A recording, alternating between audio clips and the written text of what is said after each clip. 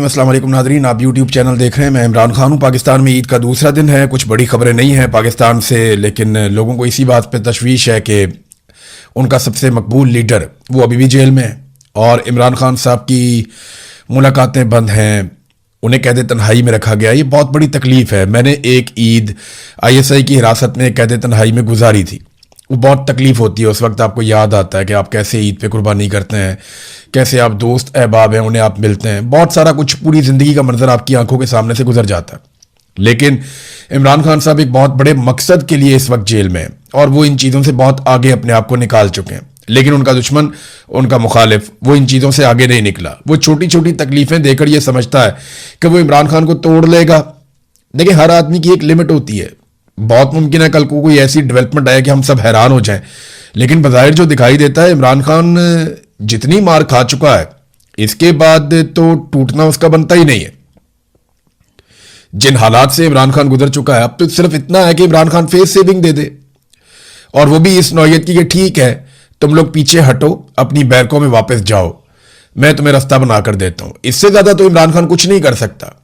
अब इमरान खान ये तो नहीं कर सकता कि आसिम मुनीर पाकिस्तान में हुकूमत करे और अर्दली तब्दील हो जाए, कि शहबाज शरीफ की जगह दूसरा अर्दली या तीसरा अर्दली, या इमरान खान का आदमी या इमरान खान खुद। ये अब इमरान खान से नहीं होगा, वो ये कर नहीं पाएगा, ये उसकी शख्सियत नहीं है। बहरहाल इमरान खान साहब, ये वाकई तकलीफ दे है कि वो कैद तन्हाई में है ईद के दिन, उनकी फैमिली के लिए, उनके अपने लोगों के लिए जिनके साथ उन्होंने अपनी पूरी जिंदगी गुजारी है, या खुद इमरान खान के लिए ये बहुत तकलीफ दे चीज़ है। अब नाज़रीन आ जाए बैन अल-अक़वामी खबरों पर। तो सबसे पहले तो जो बड़ी खबर है वो ये है कि ईरान ने अब जवाबी कार्रवाई की है अमरीकी अड्डे पे। अमेरिका ने 2 मरतबा और बाज़ रिपोर्टों के मुताबिक 3 मरतबा ईरान की जो बंदर अब्बास का इलाका है, बंदरगाह वहां पे अटैक किया, जिसे जनूबी ईरान भी कहते हैं। ईरान ने बार बार वार्निंग दी और उसके बाद फिर ईरान ने एक जवाबी हमला किया है। ईरान का जवाबी हमला कुवैत में किया गया। ईरान ने दावा किया कि कुवैत में वो अमरीकी बेस है जिसे इस्तेमाल किया गया ईरान पर अटैक के लिए या बंदर अब्बास के इलाके में अटैक के लिए, तो हमने वापस अटैक उसी बेस के ऊपर किया है। अलैहिस्सलाम वहां पे एक एयर बेस है, ज्यादा इम्कानात ये है कि शायद उसके ऊपर ईरान ने कोशिश किया अटैक करने की। अमेरिका का मौक़िफ़ कुछ और है, ईरान का मौक़िफ़ कुछ और है।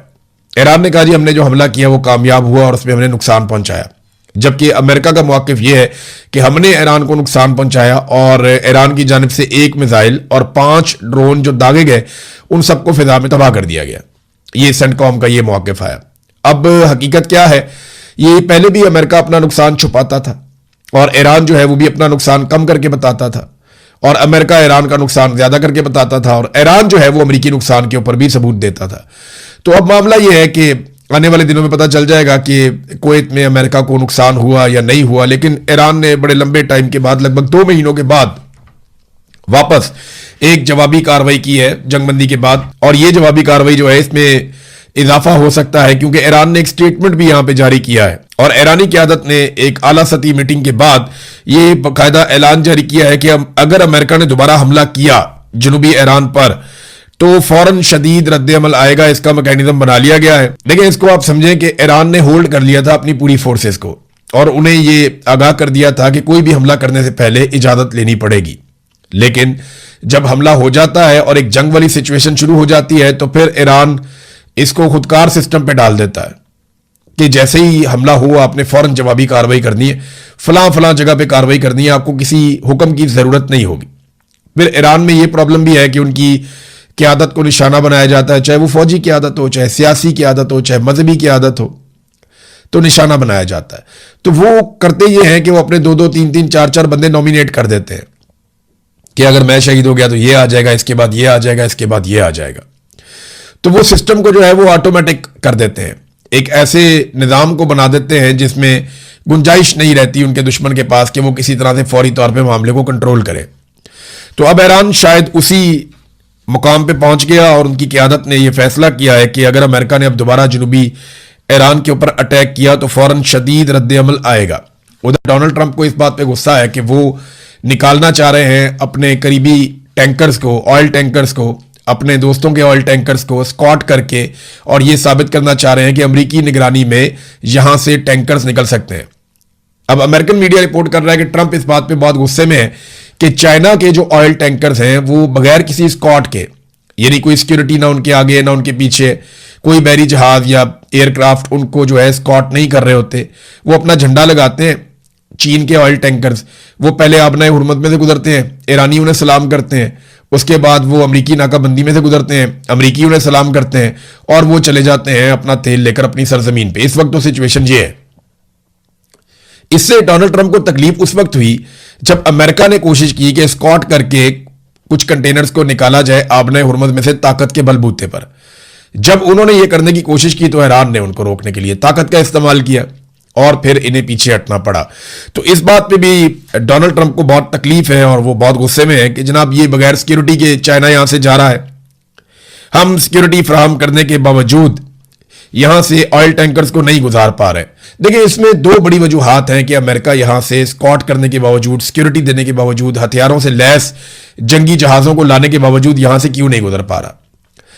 वजह यह है कि ये आबना हुरमज स्ट्रेटेजिकली ऐसे मुकाम पर बनी हुई है कि यहां से जो मकामी लोग हैं उनकी मर्जी के बगैर गुजरना मुश्किल है, क्योंकि ये बहुत पतली हो जाती है इस जगह पे आके। एक तरफ ओमान है, एक तरफ ईरान है, और ईरान ने अपनी फौज और अपनी कुव्वत वहां पे इकट्ठी की हुई है, चाहे वो नेवी है, चाहे वो थोड़ी बहुत उनकी एयरफोर्स है या उनके मिसाइल और ड्रोन्स हैं, वो उसकी निगरानी करते हैं।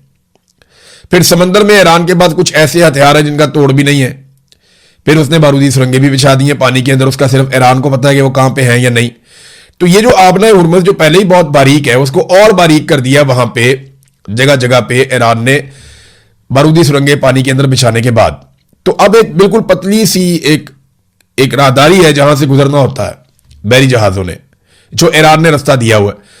अब वहां आप बड़े आराम से फायरिंग कर सकते हैं, शेलिंग कर सकते हैं, इवन मार्टर फायर कर सकते हैं। तो अमेरिका के लिए बहुत मुश्किल है कि ऐसे टैंकर्स को वहां से लेकर चले जाएं जिनके अंदर तेल भरा हुआ है, क्योंकि वो तो पहले ही खतरे में होते हैं और ईरान वहां पे हथियार लेकर बैठा हुआ है। तो नंबर एक, जो स्ट्रेटेजिकली जिस जगह पे ये आबना हुरमुज है, ये ईरान के लिए एक ऐसा पॉइंट है जहां पे उसकी बालादस्ती है, और अमेरिका के लिए एक ऐसा पॉइंट है जहां पे वो वीक है।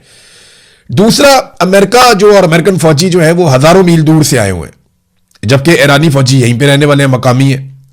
उन्हें हथियारों की सप्लाई भी बड़े आराम से हो जाती है, उन्हें नए फौजी भी बड़े आराम से मिल जाते हैं, उन्होंने पीछे बहुत दूर जाना भी नहीं है, उन्हें रेस्क्यू भी बड़े आराम से किया जा सकता है, उनके अस्पताल भी करीब है। तो बहुत सारी चीजें जिनमें ईरान को एज हासिल है, अमेरिका को नहीं है। तो ये वो वजूहात है कि ईरान बड़े आराम से, और बहुत सारे जितने भी जंगी माहिरीन है आलमी सतह पे, वो बार बार कहते रहे कि ईरान ने वो चीज पकड़ ली है जिसे ताकत के बलबूते पे आप खाली नहीं करवा पाएंगे। वो पूरा एक मुल्क है, वहां लगभग 9-10 करोड़ लोग रहते हैं और उनमें से बेशतर लोग लड़ने के लिए तैयार हैं, लोगों ने अपने नाम भी लिखवा दिए थे।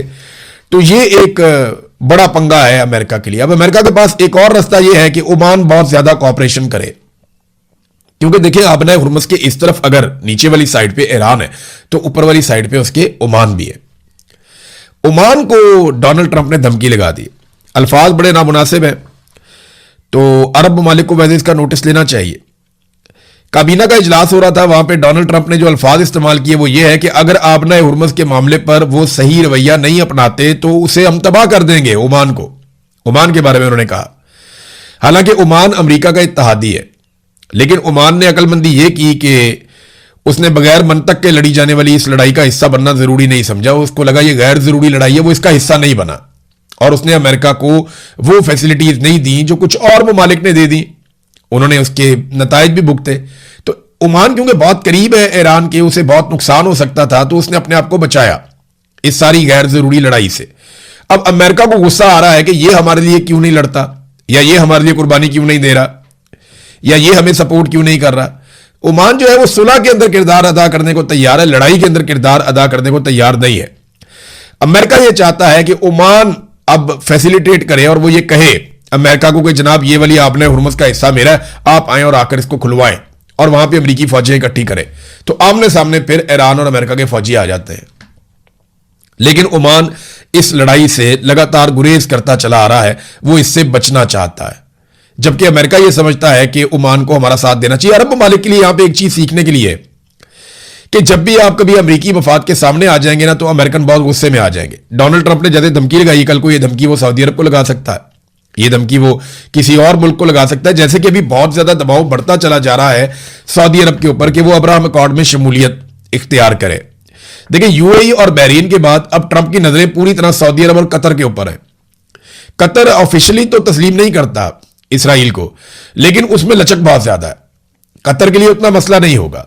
सऊदी अरब ये चाहता है कि वो अगर इसराइल को कभी तस्लीम करे तो वो आखिरी मुल्क हो जो इसराइल को तस्लीम करे, मगर उन पर दबाव है और दबाव बहुत ज्यादा उन पर कि वो इसराइल को तस्लीम कर दें। वो आखिरी मुल्क बनना चाहते हैं। अब देखिए, अगर वो पहले तस्लीम कर देंगे तो उनकी जो कायदाना हैसियत है उसे नुकसान पहुंच जाएगा। अब वो जानते हैं कि उनके पास दो रास्ते हैं, या तो वो अमेरिका की बात माने, अमेरिका को खुश रखें, अमेरिका की सारी बातें मानने के बाद एंड में अमेरिका ने फिर आपको यह कहना है कि आप अब्राहम अकॉर्ड के ऊपर दस्तखत करें और इसराइल को तस्लीम करें। दूसरा रास्ता यह है कि अपना कोई इलाकाई इत्तेहाद कायम कर लें, और इसका माहौल वैसे बना हुआ है। आप देखें ना कि अमेरिका बहुत दूर से आया, हजारों मील दूर से, और अमेरिका और यूरोप पहले जैसे इत्तेहादी रहे नहीं, और मिडिल ईस्ट जो है वो सेंटर में है। मिडिल ईस्ट से ऊपर की तरफ आप जाएं तो पूरा का पूरा यूरोप है, जिससे मिडिल ईस्ट के अच्छे ताल्लुकात हैं अरब ममालिक के, खासतौर पर सऊदी अरब के। इसके एक तरफ तुर्की है, तुर्की से नीचे आ जाए ईरान है, ईरान के साथ पाकिस्तान है, आगे चाइना है, इंडिया के साथ भी इनके अरब ममालिक के अच्छे ताल्लुकात हैं, ईरान से ऊपर रशिया है। तो ये रीजन के अंदर इतने ताकतवर ममालिक, अगर यहां पे एक इत्तेहाद बन जाता है तो मिडिल ईस्ट अपने आप को बहुत महफूज महसूस करेगा। और अफ्रीकी ममालिक जो है वो अमली तौर पर इस वक्त अमेरिका से ज्यादा चाइना के मरहूने मिन्नत है। उसकी वजह यह है कि चाइना उनकी इकोनॉमी में एक रोल प्ले करता है, अमेरिका उतना बड़ा रोल प्ले नहीं करता। माजी में बहुत बड़ा रोल प्ले करता था यूरोप, और फिर अमेरिका का भी बड़ा इन्फ्लुएंस बन गया था। लेकिन इस वक्त जो सबसे बड़ा रोल प्ले कर रहा है अफ्रीकी ममालिक की इकोनॉमी के अंदर, जो सबसे ज्यादा इन्फ्लुएंस है जिसका, वो चाइना का है। चाइना ने सबको पैसा दिया हुआ है और वो अमेरिका से ज्यादा मुतहर्रिक है। अब सऊदी अरब के बाद दो रास्ते हैं, या तो वो एक मुकामी इत्तेहाद कायम करें, या वो अमेरिका को खुश करते करते करते करते उस लेवल तक पहुंच जाएं जहां पे उन्हें अमेरिका की हर बात माननी पड़ेगी। नाज़रीन, इसराइल ऐसा लगता है कि वो जंगबंदी से ज्यादा खुश नहीं है। वो लड़ाई को लगातार भड़काने की कोशिश कर रहे हैं। लबनान पर उन्होंने खौफनाक हमले किए हैं। रोजाना की बुनियाद पर दर्जनों शहरी लबनान में शहीद हो रहे हैं, और बड़ी खौफनाक बमबारी इसराइल इस वक्त भी लबनान के ऊपर कर रहा है। और इस बमबारी के नतीजे में ईरान के अंदर भी फ्रस्ट्रेशन बढ़ती चली जा रही है। दूसरी जानब एक और खबर आई है, उनको आप इसके साथ जोड़ेंगे ना तो अमेरिका पे आपको महसूस होगा दबाव बढ़ रहा है। दबाव ईरान पे भी बढ़ रहा है। ईरान पे इसलिए बढ़ रहा है कि ईरान के अंदर हालात खराब हो रहे हैं, मुश्किलात पैदा हो रही हैं, उनकी इकोनॉमी की मुश्किलात पैदा हो रही हैं। मुआहिदा ईरान को भी चाहिए, लेकिन ईरानियों की जो है ना पसली बड़ी मोटी है। ईरानी इतने आराम से मुआहिदा, यानी इस तरह का मुआहिदा नहीं करेंगे जिसको सरेंडर कहा जा सके। हाँ, ईरान कुछ ना कुछ फेस सेविंग जरूर डोनाल्ड ट्रंप को दे देंगे, लेकिन वो अपने लिए कुछ ऐसा हासिल जरूर करेंगे जिससे उनकी कौम का फायदा हो जाए, या ये तासुर ना बने कि वो जंग हार गए हैं। वो तारीख में भी जंग नहीं हारना चाहते, क्योंकि तारीख ईरान की बड़ी शानदार रही है माजी में भी। अब एक और मुसीबत ये बन गई है कि रूस ने जब हमले तेज कर दिए कीव के ऊपर, यानी यूक्रेन पे, रशिया ने बहुत खौफनाक अटैक शुरू कर दिए। और ये अटैक शुरू होते हैं जब प्यूटन दौरा करते हैं चीन का, प्यूटन वापस जाते हैं, और उसके बाद मैं ये नहीं कह रहा कि चाइना ने कहा, लेकिन उसके फौरन बाद आप देखें यूक्रेन के ऊपर रशिया के हमले बहुत तेज हो गए। अब यूक्रेन का जो सदर है ज़ेलेंस्की, उसने खत लिखा डोनाल्ड ट्रंप को, और उसने कहा जी जितने हो सकते हैं आप हमें गोला बारूद फराहम करें, हमें हथियारों की जरूरत है और बहुत सारे हथियार चाहिए रूस का मुकाबला करने के लिए। उन्होंने अपनी डिमांड डाल दी है। यहां अमेरिका और इसराइल पहले ही बहुत सारे हथियार फूंक चुके हैं। अरब ममालिक ने भी इतने सारे इंटरसेप्टर्स चला दिए, इतने सारे मिसाइल चला दिए। अमेरिका ने जो अपने क्रूज मिसाइल है उनका एक बड़ा जखीरा जो है वो चला दिया। अब दोबारा अमेरिका ने ऑर्डर दिए हैं हथियार बनाने वाली कंपनीज को कि अमेरिका के हथियार पूरे किए जाएं। तो अमेरिकन तो अपने हथियार पूरे करना चाह रहे हैं जितने उन्होंने चला दिए ईरान के खिलाफ। अब वो किस तरीके से रशिया के खिलाफ चलाने के लिए यूक्रेन को हथियार देंगे।